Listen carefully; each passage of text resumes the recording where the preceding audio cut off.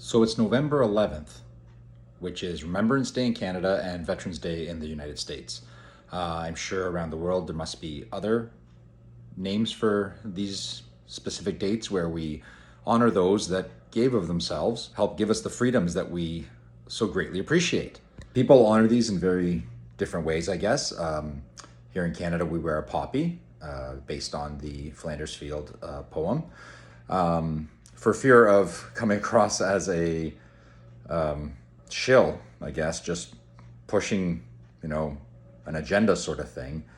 I just wanted to tell people that this is how I kind of honored it, which is a fictionalized telling of both my grandparents and their trials and tribulations of their time in the war and after the war and coming to Canada. It's a short story collection of fictionalized stories of their endeavors, what they went through. So it's things that they never really wanted to talk about and didn't talk a lot about. And most of what I have of their stories were just snippets and bits and pieces that I got, things I had to filter through between their elaboration on some and their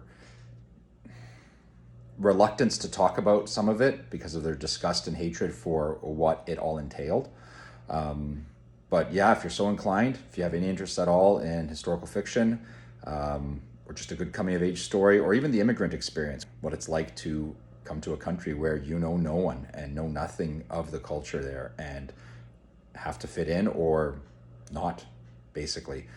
I might as well read you the byline from the back, which says, "And the Wars Went On Without Him" is a collection of short stories centered around the lives of Italian immigrant families during and after the Second World War.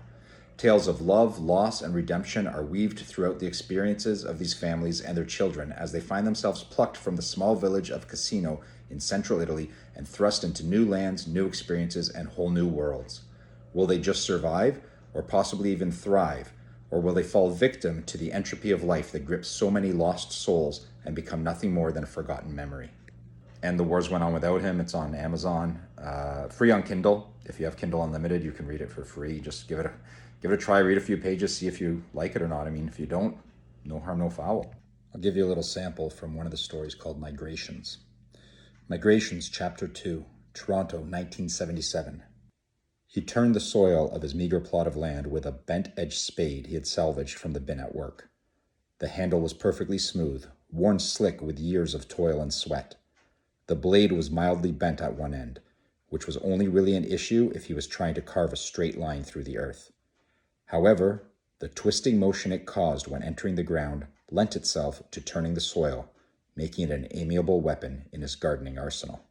Sweat ran down Angelo's face, crossing along the lines of his extended forehead, down through the crevices around his prominent red cheeks, left to pool above his upper lip, swelling his mustache. Just starting to pepper with his age. He pulled a handkerchief from the back pocket of his gardener green trousers and unfolded it with the flick of his thick wrist. Dabbing it around his face and down across his chin and neck, he gazed at the late morning sun that hung nearly overhead. The humidity sank into him, and his gingham shirt, hanging unbuttoned halfway to his navel, clung to him. Delicately folding the napkin into itself, he scanned his field. A 12 by 20-foot mound of soil, supported around all sides by monoliths of patio stones, hammered vertically into the soil. Angelo's raised garden teemed with dark, rich soil, and sprouts had started to form from his early spring plantings.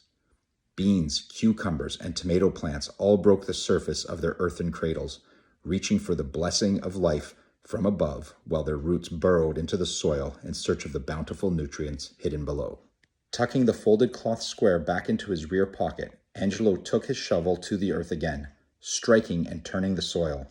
The lettuce seeds would find good purchase here. He knew they would, and he knew they would provide for his family in a way he could not. So there's a sampling of it.